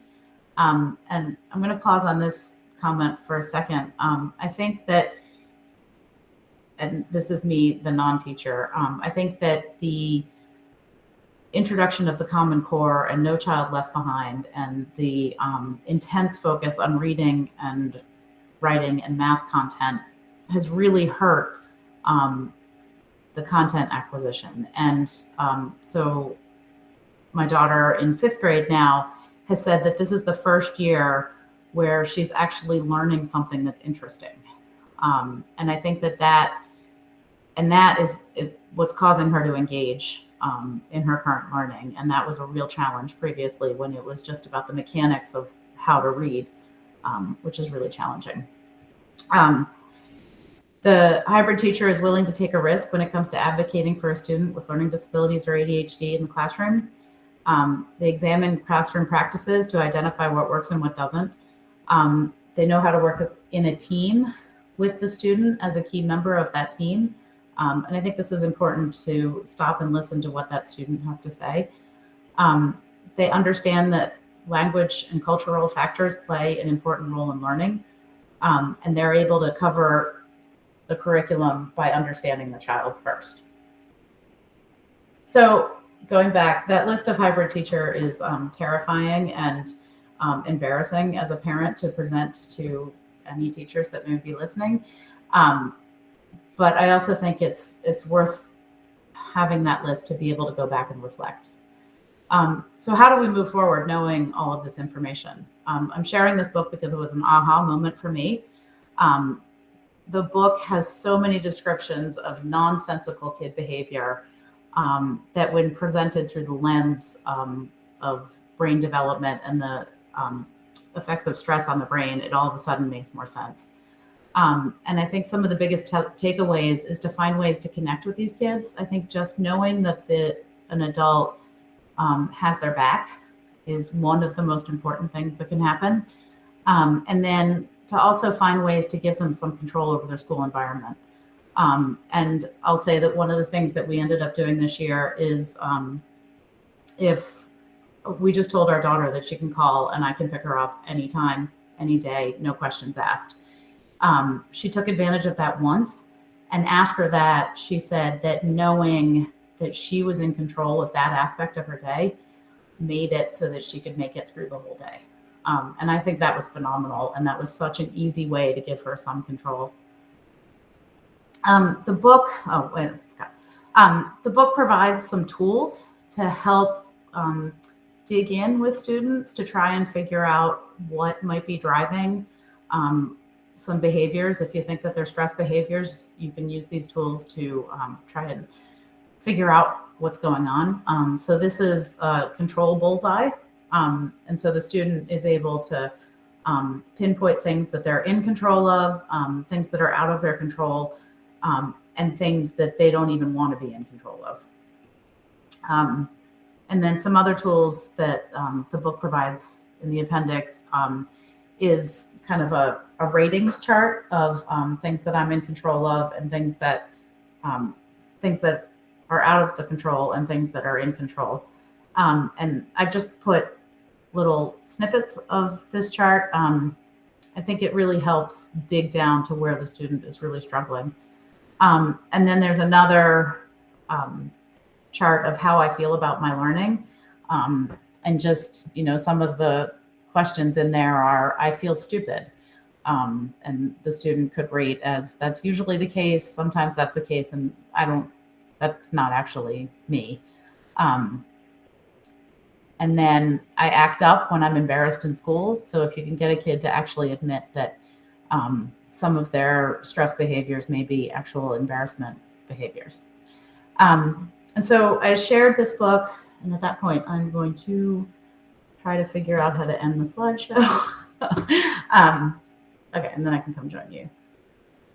Okay, so sorry, that was a long presentation. It was a really helpful book. I found it so helpful that I immediately forward the links to David and Christine, and they've ordered several copies for the school, because I think when I found this book, I could picture my own child, but then I've heard stories of other people's children. And just, it's so hard to understand when a kid's flipping over a desk that that in some cases they're not flipping over the desk because they're trying to destroy the classroom, but they're flipping over the desk because they're trying to escape the work that they're doing because they're afraid.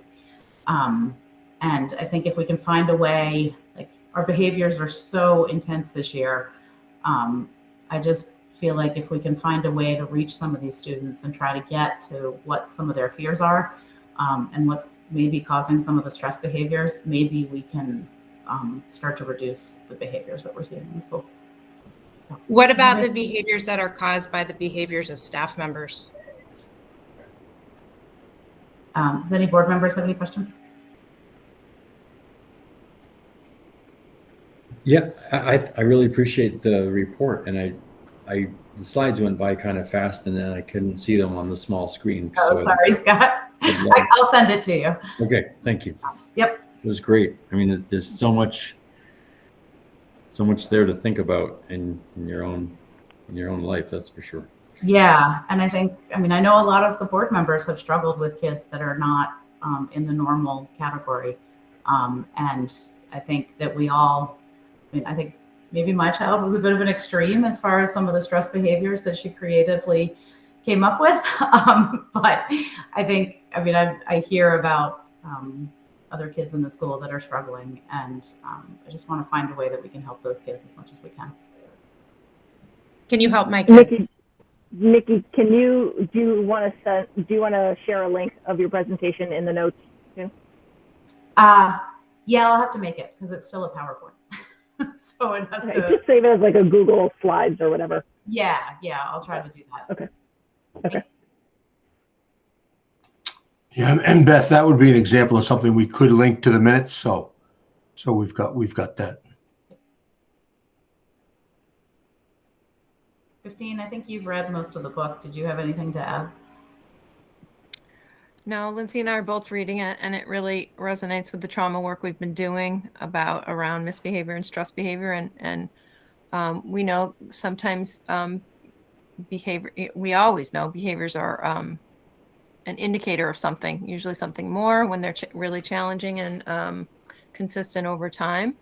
So it really aligns with the work that we're engaged in at school, but it is a shift, right? I mean, it's really digging deep and understanding what the needs are and why the student is presenting in the way he or she is presenting. So as I'm reading it, I mean, I have one of my own children with challenging behavior. So as a parent, I appreciate it as well. Wish I'd known more when my middle one was younger. But I invited staff tonight. A few came, and I told them that we could watch the presentation at another time as well. So thank you, Nikki. It is the brain science is fascinating, and around this topic, and understanding it really helps you respond in an appropriate way. So much appreciated. Did you find something in your research about the importance of having trusted adults in a school in order for a student to be able to feel safe? Was that an important part of anything you read? That's always an important part. Okay, so I think tonight we don't have any items for action. And Christine, if you want me to just share the presentation so you can present it yourself too, I'd be happy. Yeah, that's fine. I don't need people watching a recording of me. But I'm happy if that's the way you want to do it. So we don't have any items for action for tonight. We need to set the next agenda. And so that's where I kind of gave you guys a preview. So, our next agenda will be the town meeting presentation, which will be our annual meeting. And that'll be on February 22nd. And then our regular meeting would be scheduled for the following Tuesday. What do people think about that? I mean, the newly elected board members would have to get sworn in, but I think there'd be time, right, for that to happen, or no? No, they wouldn't even be elected yet. Oh, because it's Well, I they'll see. be counting votes. Oh, I see. I got you. Can we just do the next week, the 8th, or is that too much I think that there's, on top of each other? I think that creates problems for other. Yeah, that would be Weathersfield. Okay. Mount Scottney would be the 7th. Weathersfield would be the 8th. You could do the 9th, which is a Wednesday, or go to the next week, which would be the 15th. And that's school vacation week. That's school vacation week, exactly. I forget. That won't work. Oh, wait, no, we're in March. Sorry, We're talking March. Yeah. March. Challenging. The dates are exactly the same. What if we just push the meeting to 7 so that it starts after the polls close, so that there isn't, we're not running up against that. We have to have our board members. Yeah, you wouldn't have. Well, they're not. Right. We wouldn't have the new board members at that meeting. They would be at the next one. But it would just, it wouldn't conflict with active voting. Wouldn't our current board members still be active if the votes haven't been counted or whatever? I don't know. Yeah. I don't know. That's a really gray area. You're stuck with us for another month, Scott. No, because election results have to Make be Scott come to as certified, many and meetings. that doesn't happen until the next day. So Right. we would be fine. It just, I would suggest bumping to 7 so that people who are voting wouldn't have, if people wanted to attend, it wouldn't conflict with voting. With the voting time. I'm okay with that. That works for me. Is that everybody's okay with that? Yeah, I could do. 7. Sure. Yeah. 7 on the 1st, right? Yes.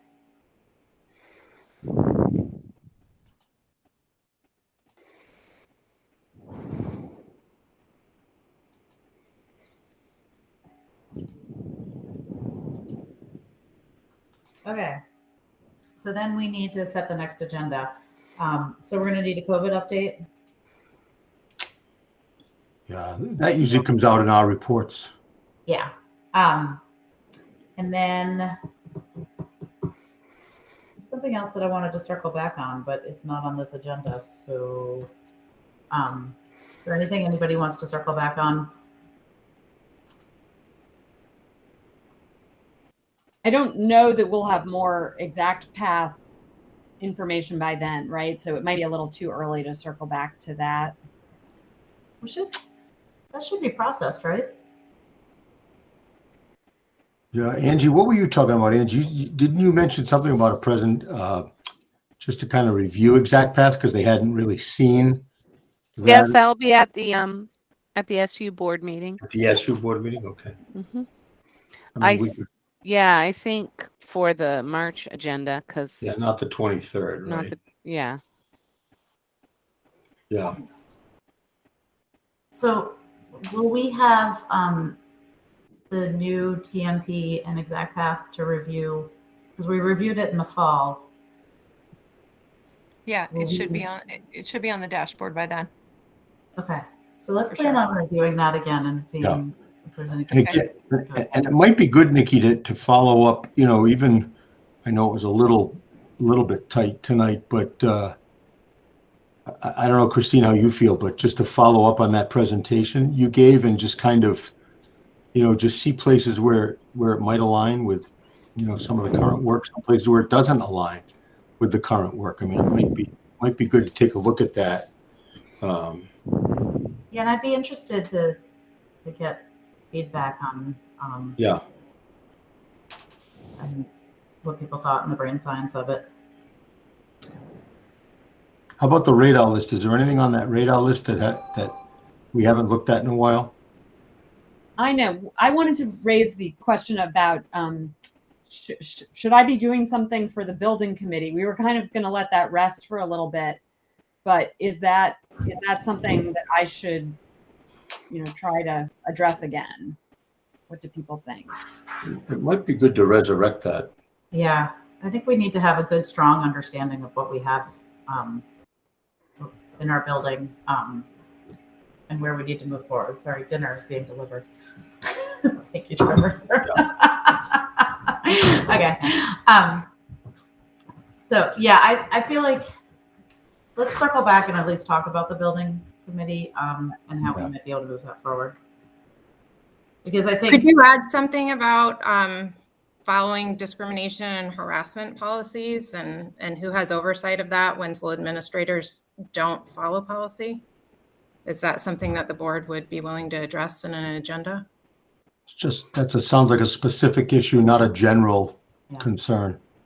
Right, but I've emailed specific issues and I'm not getting any response. So Well, I'm looking for the board to advocate for my children who are suffering. I have We won't do that in public session. We can do it in executive session, but not public session. We can add an executive session to that meeting to address where we could talk. My kids have already been out of school since last week, so maybe that's something that could be addressed sooner than later because I've been emailing about it for a week and a half. Well, I think you also have 2 emails from Christine that invite you to come to a meeting to discuss it. That was after Christine did not address any of my harassment or discrimination complaints, and I called her out on it. She has not answered any of those discrimination or and that harassment. was on Thursday and she was out on Friday. So, I mean, I know. And then I received an email yesterday and I responded and there was no response until I called her out on it. Yeah. Well, I know the board will want you to go through Christine first. I know that for a fact. I have gone through Christine. No, you haven't. No, you haven't. Kara, this is a board meeting and you're hijacking the board's agenda. Scott. I just wanted to double check that we were going to have an executive session tonight. Yes, we are having an executive session tonight. Okay. And will the board be reconvening after that? Or what? Probably not. Okay. So we're going to adjourn and go to an or no, we're not going to adjourn. We'll We're go to going to executive session and then we'll come out to adjourn. Okay. Yep. Thank you. So I won't be getting any answers tonight about my kids' safety at school. Is that right? We're working. Correct. Okay, so I think we have the agenda for the next meeting, and I'll take an motion to move into executive session. Well, before we do that, just another nuts and bolts thing. David, I was looking at the calendar and there are 2 SU meetings posted, one for the 23rd of February, one for the 28th. Yeah, I just deleted the 28th. Yeah. Okay. It is the 23rd. Okay, thank you. So I got to refresh and then Yeah, it'll go. you probably won't see it now. All right. Thank you. Okay. Anything else for public session? So did somebody make a motion to go into executive session? No, not yet. I will. Okay. I make that motion. Scott. So Scott makes the motion. It looks like Colleen is second. I'll second. Okay. All those in favor? Aye. Aye. Okay. I'm going to stop. I'll stop recording. Hold on. Yeah.